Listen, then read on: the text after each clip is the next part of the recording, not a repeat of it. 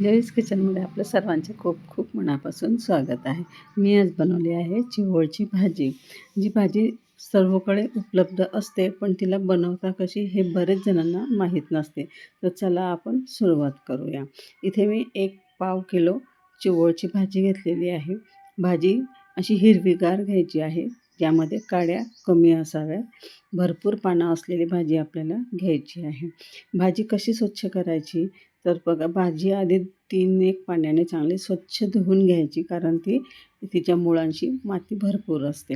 ती माती पूर्ण निघाली पाहिजे. नंतर बघा, अशा ज्या काड्या असतात, मुळाजवळची जी काडी असते, ती काडी आपल्याला तोडायची आहे.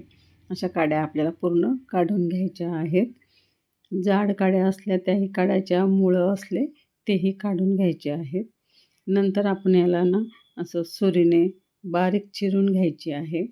सुरीने किंवा विळीने बघा, जितके काड्या काढता येतील आपल्याला तितक्या काड्या काढून घ्यायच्या, म्हणजे भाजी खायला अगदी छान चवदार लागते.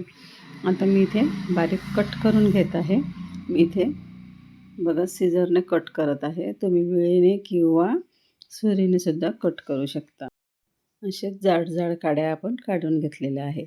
तुम्ही जर माझ्या यूट्यूब चॅनलवर नवीन असाल तर पटकन लाईक आणि सबस्क्राईब करून घ्या. इथे 2 मीडियम साईजचे कांदे घेतले आहे. मोठ्या आकाराच्या 5-6 लसणाच्या पाकळ्या घेतलेल्या आहेत. आता आपण कांदा कट करून घ्यायचा आहे. फार बारीक कट करायचा नाही, तर मीडियम आपल्याला कट करायचा आहे. लसूण पण मी इथे मोठ्या साईजचा घेतलेला आहे. लसूणमुळे छान चव येते. आणि आता कांदा कट केलेला आहे. लसूण पण मी ठेचून घेणार आहे. गॅसवर कढई ठेवून घेऊ आणि कढई छान तापू द्यायची आहे. एकच पळी तेल घातलेलं आहे. त्यामध्ये मोहरी घातली. मोहरी तळतळली, मग नंतर जिरं घालून घ्यायचं आहे. अर्धा चमचा जिरं घातलं. नंतर आपण जो कांदा कट केला आहे त्याआधी आपण हिंग घालून घेऊ, कारण आपण यामध्ये बेसन पीठ वापरणार आहोत. ठेचलेला लसूण घातला. नंतर कांदा घालून घ्यायचा आहे. कांदा आपल्याला मध्यमपर्यंतच होऊ द्यायचा आहे, म्हणजे फार लाल होऊ द्यायचा नाही. कांदा मऊ होऊ द्यायचा आहे आणि मऊ झाल्यानंतर मग आपल्याला पुढची प्रक्रिया करायची आहे. कांदा आता बघा इथे सॉफ्ट झालेला आहे. तुम्ही अजूनही माझ्या चॅनलला सबस्क्राईब केलं नसेल तर पटकन सबस्क्राईब करून घ्या. थोडी हळद घालू, चवीनुसार लाल तिखट घालू. ही भाजी ना लाल तिखट घालूनच छान लागते. हळद आणि लाल तिखट चांगलं परतून घ्यायचं आहे. नंतर आपण जी भाजी कट केलेली आहे ती भाजी टाकून घ्यायची आहे. जितकी जास्त पानांची भाजी घ्याल ना तितकी भाजी छान लागते. भरपूर पानं असलेली भाजी घ्यायची आहे, हिरवीगार मस्त. आता भाजी यायला खूप छान अशी सुरुवात झालेली आहे. आता भाजी आपण छान मिक्स करून घेऊ. चवीनुसार मीठ घालून घेऊ आणि भाजी चांगली मसाल्यासोबत मिक्स करून घ्यायची आहे. या भाजीमध्ये आपल्याला कुठल्याही प्रकारचं पाणी न घालता शिजवायची आहे. ही सर्वात महत्त्वाची टीप आहे.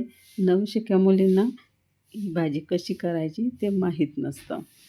मसाला छान मिक्स झाला आहे. आता इथे 1 छोटी वाटी बेसन पीठ घेतलेलं आहे. थोडी ओलसर भाजी मला करायची आहे, म्हणून मी छोटी 1 वाटी बेसन पीठ घेतलेलं आहे. तुम्हाला जर भाजी कोरडी आवडत असेल तर तुम्ही 1.5 वाटी बेसन पीठ घालायचं आहे. बघा, अशा प्रकारे वरून बेसन पेरून घ्यायचं आहे.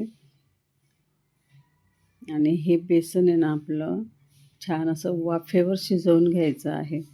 बेसन छान टाकलं गेलेलं आहे. आता एक लाटणं घ्यायचं आणि लाटण्याची जी मागची बाजू आहे त्याने अशा आपल्याला होल करून घ्यायचे आहेत, मध्ये मध्ये करायचे. नंतर यामध्ये मी तेल सोडून घेणार आहे. असं थोडं थोडं तेल टाकून घ्यायचं आहे.